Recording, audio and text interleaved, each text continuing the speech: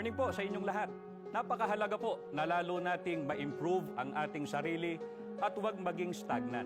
Makatutulong po ang mga tao sa ating paligid sa pamamagitan po ng tinatawag na constructive criticism upang mas mapagbuti pa po natin ang ating mga paggawa, pagkilos, pananalita, pagbuo ng desisyon at sa marami pa pong mga bagay.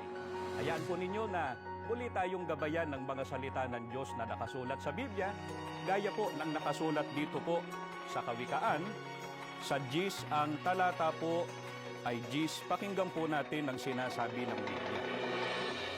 Nagdudulot naman ng kapayapaan ang matapat na pamumuna.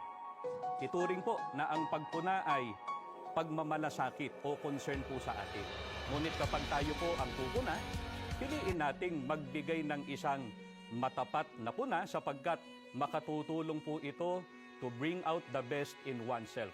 Sa halip po na magsinungaling at magsabi ng kung ano lang ang nakagagaan sa damdamin po ng iba. Ingat pong muli tayo sa buong araw na ito.